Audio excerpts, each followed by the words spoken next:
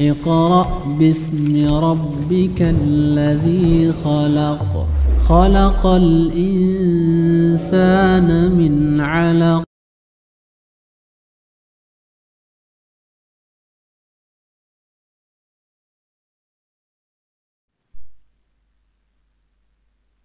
Assalamualaikum warahmatullahi wabarakatuh. Para pemirsa yang budiman di mana saja Anda berada, bertemu kembali kita bersama pemateri kita, Bapak Dr. Andes Haji Iswan Muhammad Isa, dalam kajian-kajian beliau tentang masalah Quran. Jadi untuk kajian kita kali ini, beliau akan menjelaskan tentang masalah wahyu. Pada kajian yang telah lalu, beliau telah menjelaskan bahwa wahyu yang pertama diturunkan kepada Nabi Nuh alaihissalam. Untuk Bapak Iswan, kami persilakan. Terima kasih Pak Ripin. Assalamualaikum warahmatullahi wabarakatuh. Alhamdulillah, kita sampai pada tema berikut ini sesuai dengan apa yang disampaikan oleh Pak Ripin tadi. Mungkin kita hari ini bisa membahas seputar wahyu, apa makna dan mungkin artinya menurut versi Al-Quran. Kata wahyu ini sebenarnya berasal, kalau di dalam bahasa Arab itu berasal dari kata wahaya. Wahaya ini, makna dasar daripada wahaya ini adalah informasi yang diberikan secara tersembunyi. Nah, kata wahyu inilah yang digunakan Allah untuk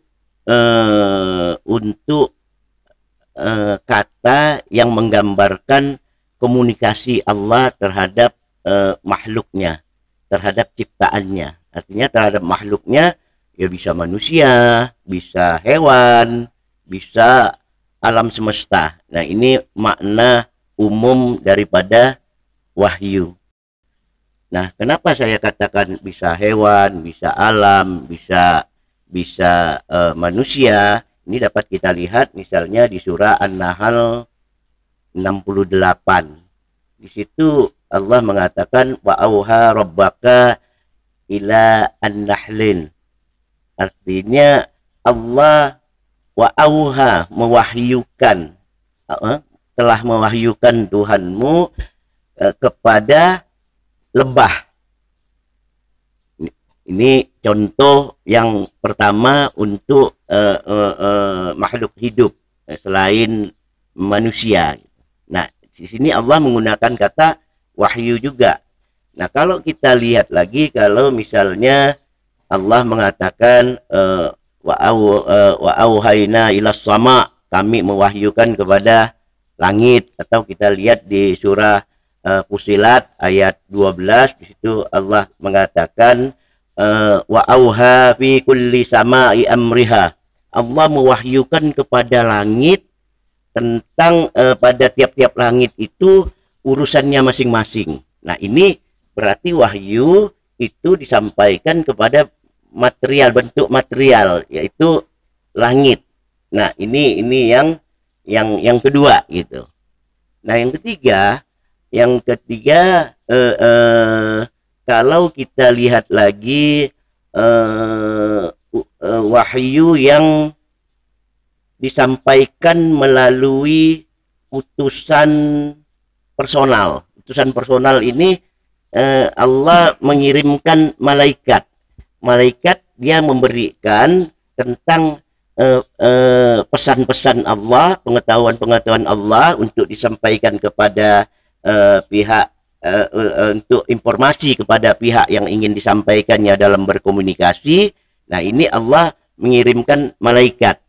Seperti kita tahu bahwa pada Nabi Ibrahim Allah pernah mengirimkan malaikat, kepada Nabi Lut juga Allah pernah mengirimkan malaikat kepada para nabi.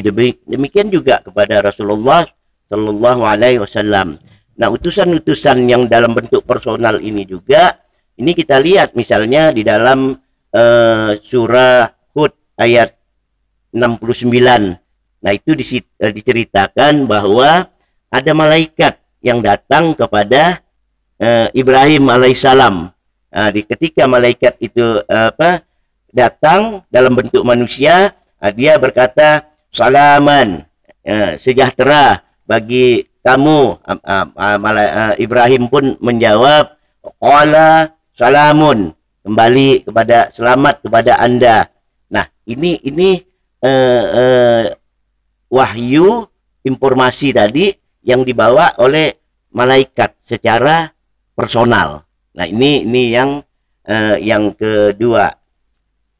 Yang ketiga, terus yang keempat, wahyu juga digunakan Allah dalam makna melalui bisikan-bisikan halus. Bisikan halus artinya di dalam persepsi dan di dalam abstraksi manusia itu tiba-tiba datang misalnya satu keputusan-keputusan yang tiba-tiba dia tanpa menyadari dia bisa melakukan itu sesuai apa yang diwahyukan oleh Allah.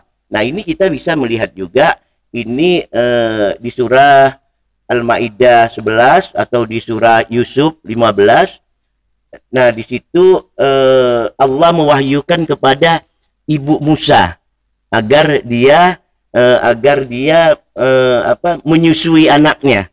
Nah, ini dapat kita lihat misalnya Allah menggunakan kata wahyu juga. Di situ dikatakan wa auhayna ila ummi Musa, kami wahyukan kepada ibu Musa an ardi'ihi, susuilah bayi Musa alaihissalam ini untuk supaya disusukan gitu. Nah, jadi kalau kita lihat makna umum wahyu ini bisa disampaikan, bisa dikomunikasikan kepada makhluk hidup seperti hewan dalam bentuk-bentuk fungsionalnya seperti lebah yang tadi dikatakan, bisa juga kepada langit dan bumi, bentuk-bentuk material, itu masalah-masalah fungsi hukum-hukum wujudnya, dia bergerak secara teratur.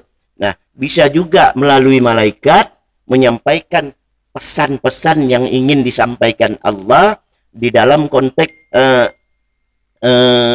sosialnya, artinya untuk disampaikan kepada pihak-pihak lain.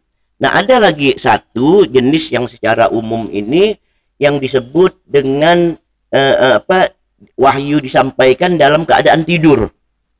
Nah, ini dalam keadaan tidur ini kita harus membedakan juga. Dalam tidur ini yang biasa kita sebut dengan bahasa Indonesia mimpi. Nah, mimpi ini kalau di dalam Al-Quran, mimpi ini Allah membagi dua hal. Pertama disebut dengan al-hum. Al-hum itu mimpi-mimpi kosong, mimpi-mimpi yang tidak mempunyai makna. Itu dia berangkat dari potongan-potongan memori atau daripada hal-hal yang sudah dipersepsi oleh manusia. Nah, ini kadang-kadang timbul secara potongan. Makanya itu kadang-kadang kita mimpi kan bisa lucu, tiba-tiba ke sana, ke sini. Nah, itu mimpi yang bukan pesan-pesan dari Allah, tapi muncul dari memori-memori dari pikiran-pikiran kita. Nah, ini disebut dengan al-hum.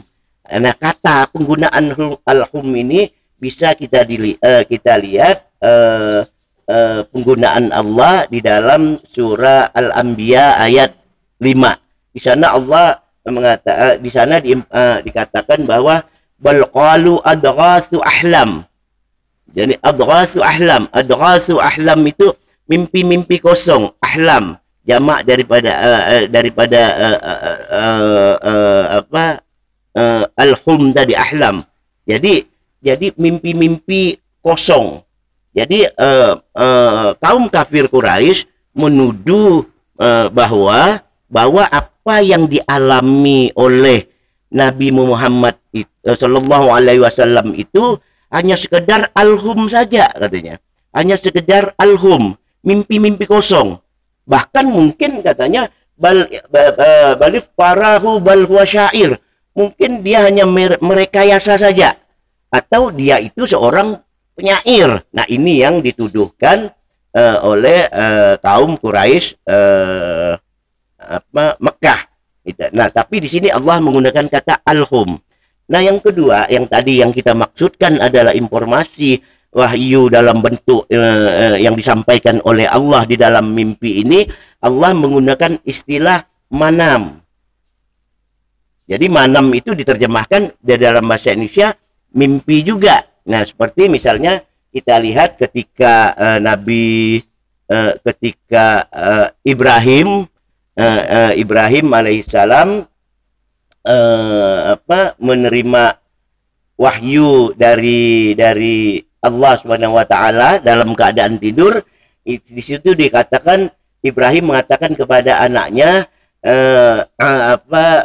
ya bunayya, hai anakku, inni ara fil manami, aku melihat, ara fil manami, aku melihat di dalam manam aku, gitu. Dia tidak mengatakan di situ alhum, tapi menggunakan kata manam. Jadi manam ini salah satu jenis wahyu juga yang disampaikan oleh Allah di dalam keadaan tidur. Itu manam. Nah, itu bisa lihat manam. Jadi kalau terus kalau kita lihat juga ketika Nabi Yusuf. Nah, Nabi Yusuf itu kan mimpi melihat bintang, melihat matahari, melihat bulan, itu semuanya itu dia sujud kepada Nabi Yusuf. Nah, jadi kalau kita lihat manam ini ada dua versi yang disampaikan Allah. Bisa dalam bentuk langsung seperti perintahnya kepada Nabi Ibrahim tadi.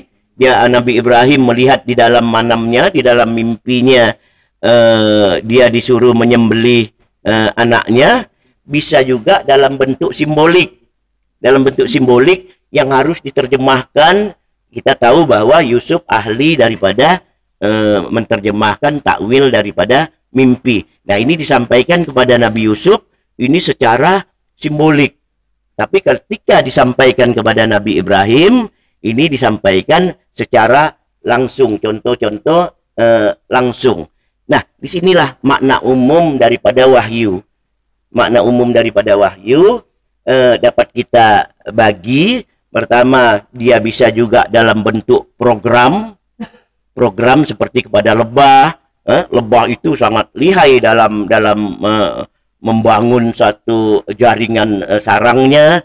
Bisa juga tadi kita sampaikan tadi kepada langit dan bumi. Nah, ini secara program, baik kepada makhluk hidup maupun pada dunia fisik. Nah, ini juga Allah menggunakan kata wahyu. Yang kedua, kata wahyu ini digunakan juga yang disampaikan utusan melalui personal. Yang ketiga, wahyu juga melalui bisikan-bisikan halus. Nah, bisikan-bisikan halus ini sampai sekarang masih kita alami yang kita sebut dengan ilham. Ini biasanya keluar di saat manusia menghadapi situasi-situasi yang sangat sulit. Biasanya, nah ini timbul di dalam pikiran. Nah, yang keempat, yang selanjutnya yaitu dalam bentuk manam, melalui mimpi-mimpi. Jadi secara umum wahyu secara umum ini bisa diterima oleh oleh seluruh makhluk ciptaan Allah, baik dunia fisik maupun manusia maupun dunia hewan. Nah, bagaimana wahyu khusus kepada nabi-nabi yang disampaikan Allah, nanti akan kita bahas pada tema selanjutnya. Saya kira itu cukup, Pak Arifin. Assalamualaikum warahmatullahi wabarakatuh. Waalaikumsalam warahmatullahi wabarakatuh. Pemirsa yang budiman, demikianlah apa yang disampaikan oleh Bapak Iswan. Mudah-mudahan bermanfaat bagi kita semua. Saya akhiri, wabillahi taufik wal hidayah. Wassalamualaikum warahmatullahi wabarakatuh. Assalamualaikum.